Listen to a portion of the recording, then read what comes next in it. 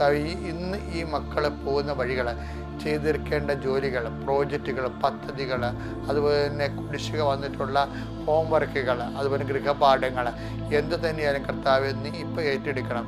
കർത്താവ് ഇവിടെ സംരംഭങ്ങൾ, ഇവിടെ ആലോചനകൾ, ചിലർക്ക് കർത്താവ് സംശയത്തിൽ ഇരിക്കുന്ന ആൾക്കാരുണ്ട്. അവിടെ ശരിയാകുമോ, അത് നമുക്ക് ശരിയാകുമോ, ഇങ്ങനെ ചെയ്താൽ ശരിയാകുമോ, അതുപോലെ ചെയ്താൽ ശരിയാകുമോ, വല്ല കുഴപ്പമുണ്ടാകുമോ, ആശങ്കയിലിരിക്കുന്നവരുണ്ട് ഈശോയെ. പല തീരുമാനം എടുത്തിട്ട് നടപ്പിൽ വരുത്താൻ പറ്റാതെ ഇരിക്കുന്നവരുണ്ട് ഈശോയെ.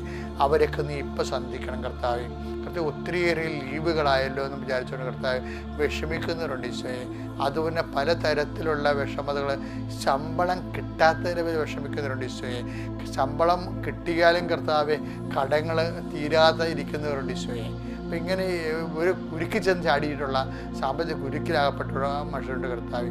അവർക്ക് ഒത്തിരി പേര് സഹായിക്കാമെന്ന് പറഞ്ഞിട്ട് അതൊക്കെ വിചാരിച്ചുകൊണ്ട് ഇരുന്നിട്ട് അവസാനം അതുമില്ല ഇതുമില്ലാത്ത രീതിയിൽ വല്ലാത്ത രീതിയിൽ ഒരു നെഞ്ചുവേദനയും വേർപ്പൊക്കെ ജീവിക്കുന്ന ആൾക്കാരുണ്ട് ഈശോയെ.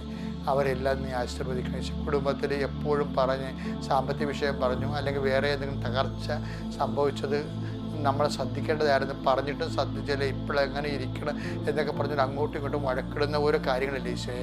അതെല്ലാം ഇപ്പം അങ്ങേക്ക് ഏൽപ്പിക്കണം ഈശോയെ. ഇപ്പം എങ്ങനെ ഇരുന്നാലും കർത്താവ് നീ അവരുടെ സങ്കടവും അവരുടെ കണ്ണുനീരും ഭാരം ഏറ്റെടുത്ത് കഴിഞ്ഞാൽ ഇപ്പം നിൻ്റെ കൃപ പോലെ അത് ഇരിക്കുമല്ലോ ഈശോയെ. അതുപോലെ ഇരുത്തണമെന്ന് പ്രാർത്ഥിക്കുന്ന കർത്താവ്. ഈശോ നിൻ്റെ വിശുദ്ധ പൗരോഹിത്യത്തെ നീ മഹത്വപ്പെടുത്തുന്ന കർത്താവ്. ഈശോ സഭയിലുള്ള സാന്നിധ്യം പ്രകടമാക്കണം ഈശോയെ. ഓരോ ആവശ്യങ്ങൾ കർത്താവ്, ഗർഭിണികൾ, പ്രസവ ഡേറ്റുള്ളവരുണ്ടാവും.